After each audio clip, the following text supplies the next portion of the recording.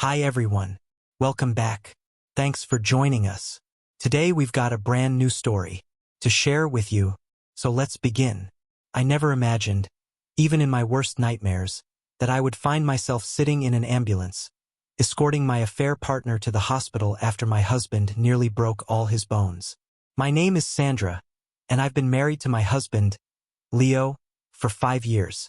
We live in Detroit, Michigan. Until 2 weeks ago, I had never seen the violent side of my husband, and now I'm too afraid to even face him, let alone beg for his forgiveness. Our marriage didn't start this way. In the beginning, it was full of love, respect, and friendship. Leo and I had been best friends for years, weathering many difficult times together. But as time passed, things started to fall apart. We have 2 children, a boy and a girl, but they no longer live with either of us. The situation between Leo and me became so toxic that our parents stepped in, deciding it was best to keep the kids away.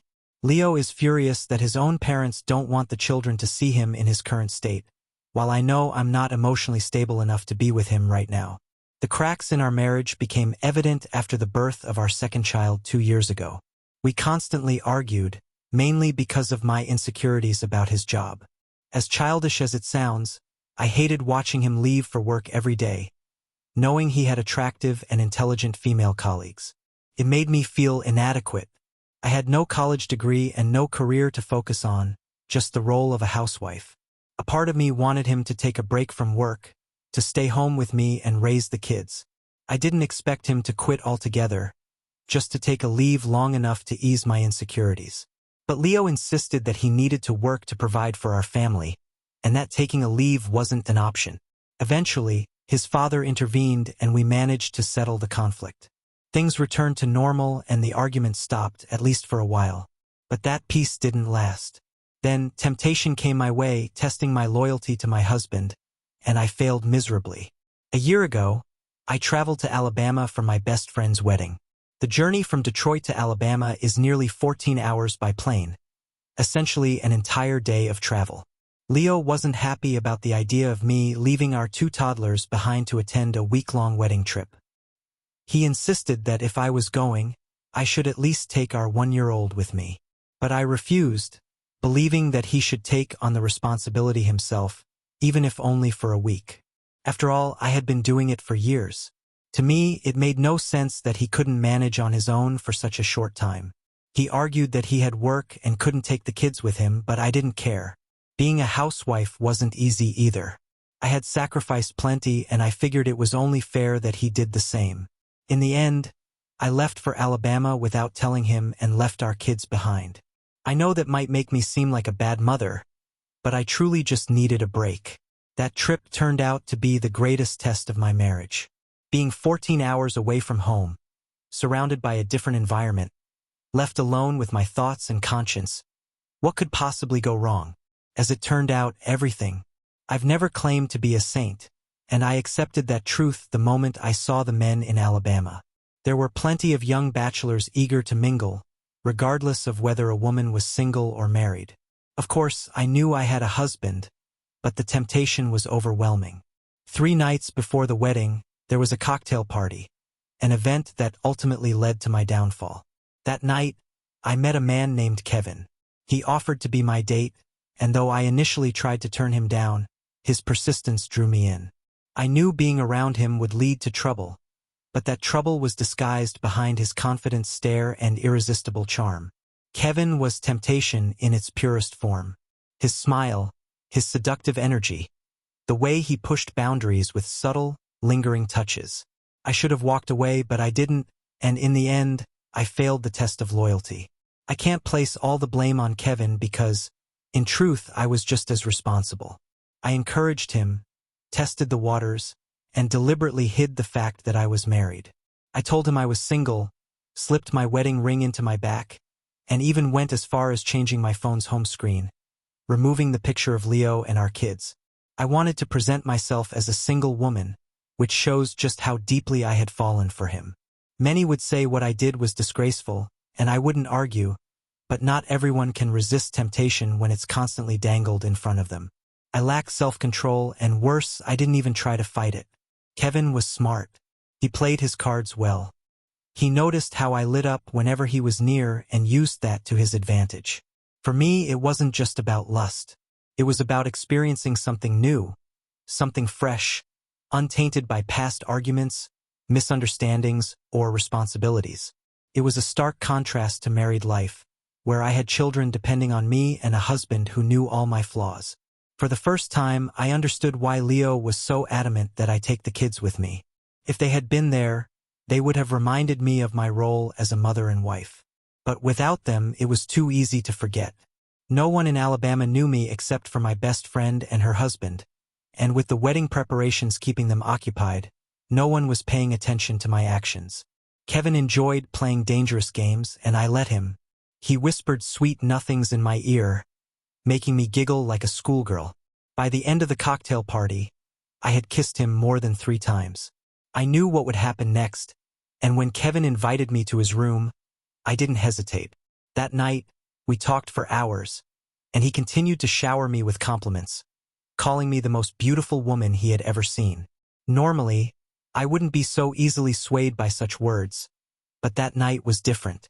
I was vulnerable, reckless, and Kevin knew exactly how to take advantage of that.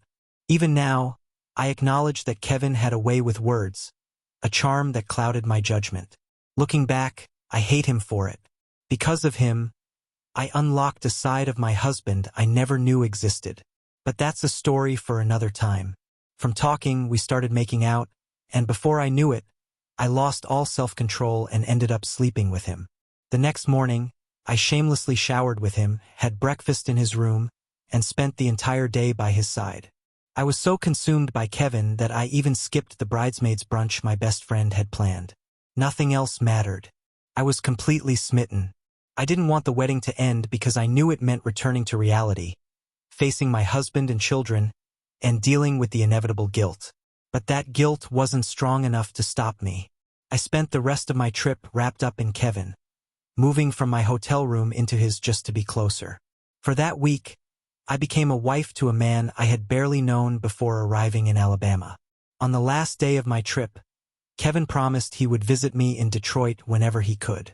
He lived in Alabama but mentioned that he was originally from Detroit and still had family there.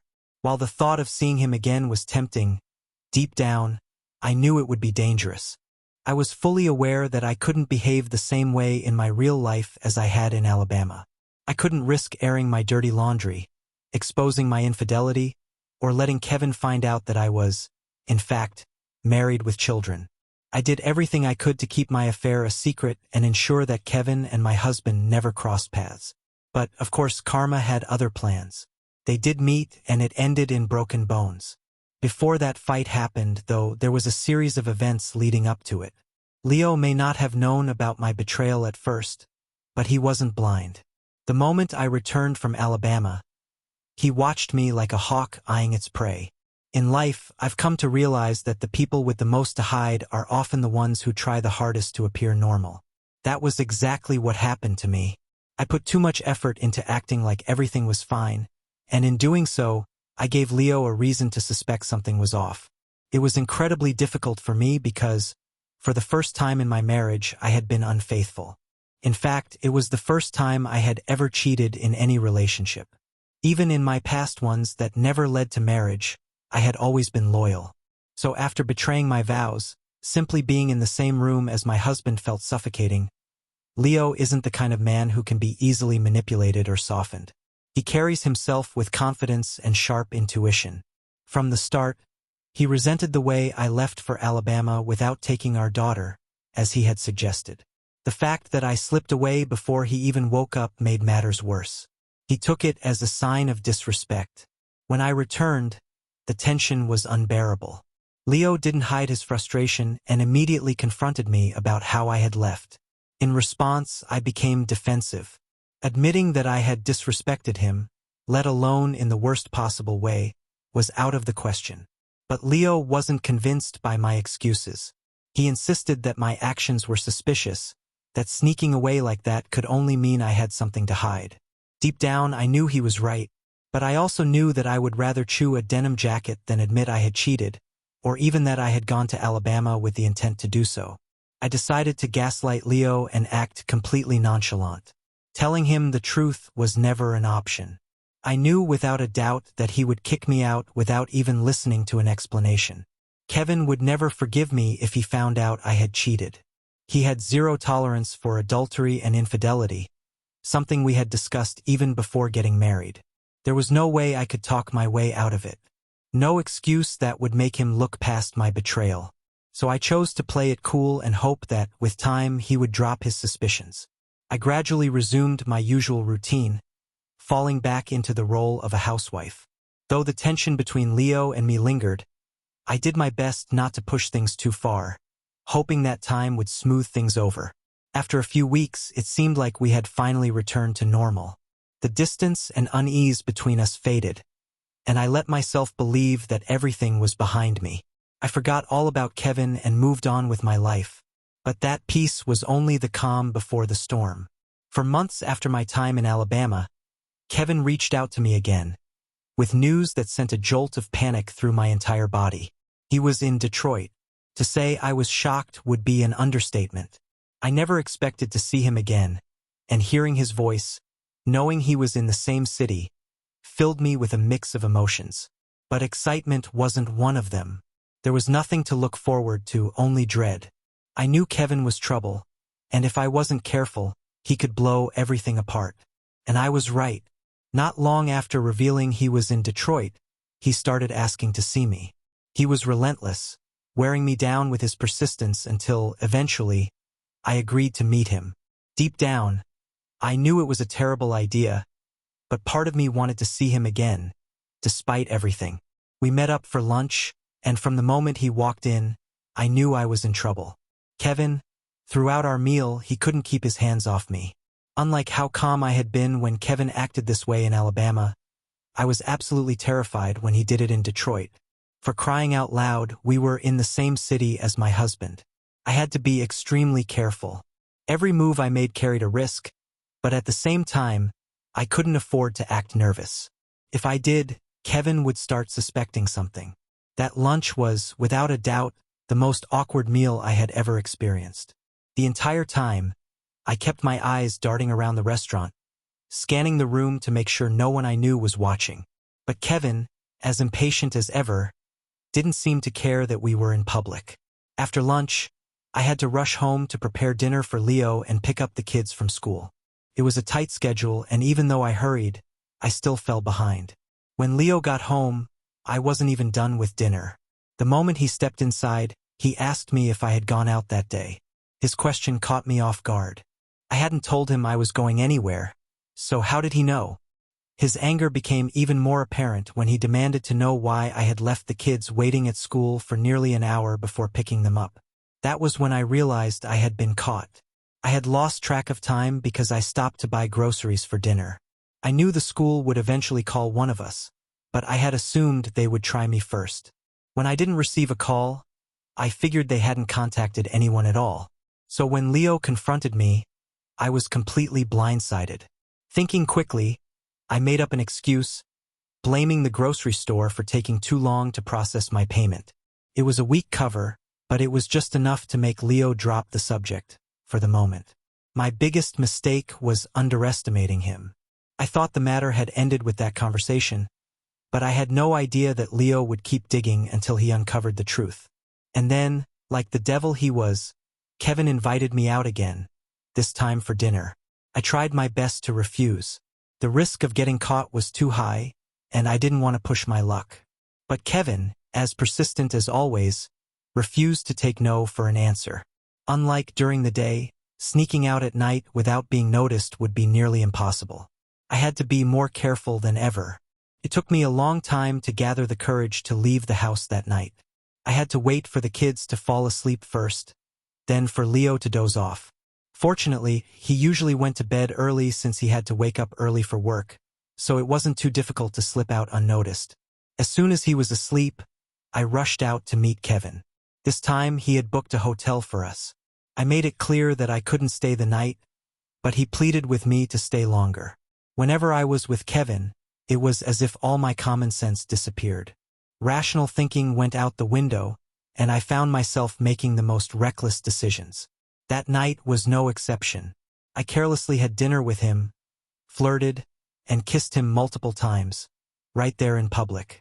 I let my guard down, convinced that no one I knew would be out that late. The fact that Leo was already asleep back home also gave me a false sense of security. Ignoring my better judgment, I spent the night at the hotel with Kevin.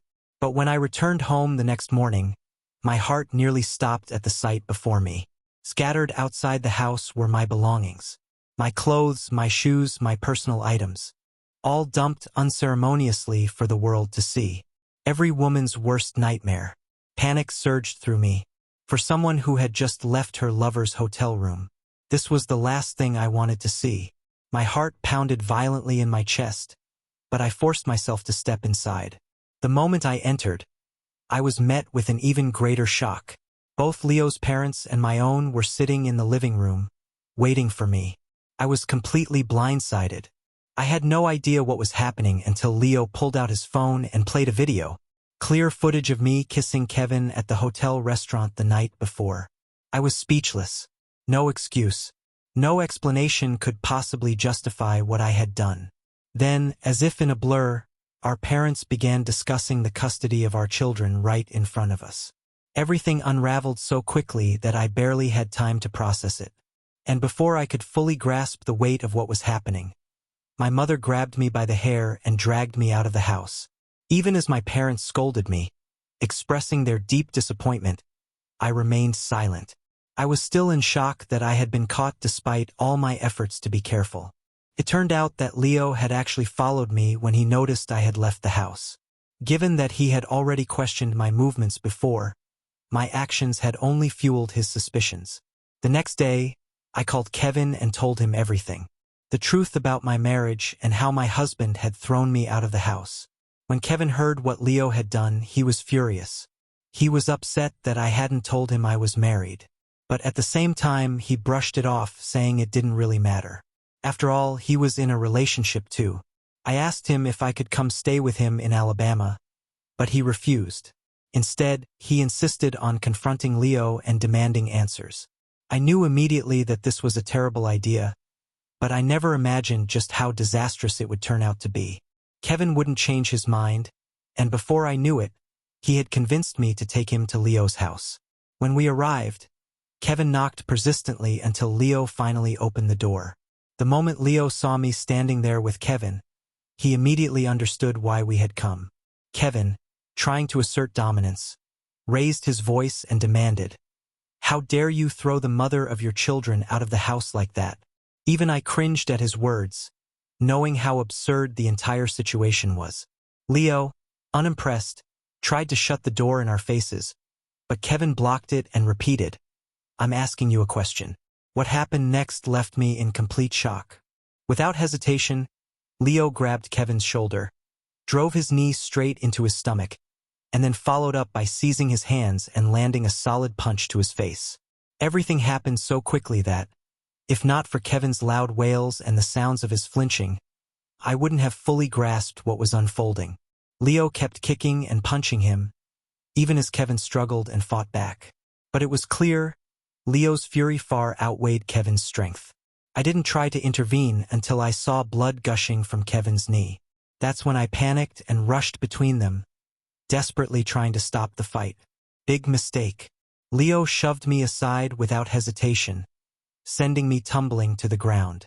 Realizing there was no reasoning with him, I ran outside the fence to find someone who could help. Eventually, a man stepped in to pull Leo off Kevin. By then, Kevin was in such bad shape that he could barely stand, let alone walk. I had no choice but to call an ambulance. I could hardly believe it. I had just accompanied my affair partner to the hospital in an ambulance after my husband had beaten him to a pulp. As bad as it was, Kevin had it coming. What stung even more was that, despite everything, he had no intention of taking any responsibility for me. Instead, I ended up humiliated in public, shoved to the ground like I was nothing. And the worst part? Kevin made me pay his medical bills. Not only that, but he blamed me for his injuries. Right in front of me, he blocked my number, told me never to contact him again, and accused me of setting him up. He even threatened to file charges against both me and Leo unless I covered his hospital expenses. I didn't want any more drama, so I gave in and paid. Do you guys remember how I said I was going to beg Leo for forgiveness with my parents? Well, that didn't go well either. Leo has officially filed for divorce, and there's no chance of forgiveness. It's happening. I'm getting divorced. He even informed my parents about how I had the audacity to bring my affair partner to our home, something I had deliberately kept from them. That revelation only worsened my situation. Their disappointment was unbearable. They were so ashamed of me that they asked me to move out. To make matters worse, I had already drained all my savings to cover Kevin's medical bills, leaving me completely broke. And as if that wasn't enough, Kevin has completely ghosted me. I can't even walk outside without feeling the weight of humiliation. People saw everything. The chaos, the fight, me running around like a fool after Leo beat the hell out of Kevin. I am drowning in shame. Now, on top of everything else, I'm in the middle of a divorce and a brutal custody battle. Leo has left no stone unturned. He refuses to pay me any child support because he's seeking full custody. He's gathering evidence to prove in court that I've neglected our children, claiming I abandoned them at school to go on dates and even left them for an entire week just to attend a wedding. And honestly, with the kind of top-tier lawyers he's hired, I can see him winning this battle. Hasn't he punished me enough already? All of this is weighing on me mentally, emotionally, financially. I feel completely doomed. I lost. The court ruled in Leo's favor, granting him full custody of our children. I stood there, frozen, as the judge's words sank in. Not only did I lose my kids, but I was also ordered to pay child support. Money I didn't even have. To make it worse, my visitation was limited to supervised meetings. I had gone from being their mother, the woman who tucked them in at night, to nothing more than a visitor, someone who needed permission to see them. I turned to my parents for help, hoping for some kind of support, but they wanted nothing to do with me. The disappointment in their eyes was worse than their silence. My mother wouldn't even look at me when she told me I had made my bed and now had to lie in it. In a moment of desperation, I reached out to Leo. I begged him, pleaded with him to reconsider, to give me another chance, to at least let me see our children more often, but he shut me out completely. He didn't yell, didn't curse, didn't even gloat. He just looked at me with cold detachment, as if I were nothing more than a stranger, and told me to move on. Then he walked away, closing the door in my face. 7 months have passed, and Leo has done just that, moved on. He's dating someone new now. I saw them together once, laughing, happy, looking like a perfect little family with my children. And I could do nothing but watch from the sidelines, swallowed whole by the regret that haunts me every day. This is my reality now. A life of quiet shame, of watching the man I betrayed build a future without me while I struggle just to survive. Dear listeners, please share your thoughts in the comments section below, and don't forget to like, share, and subscribe.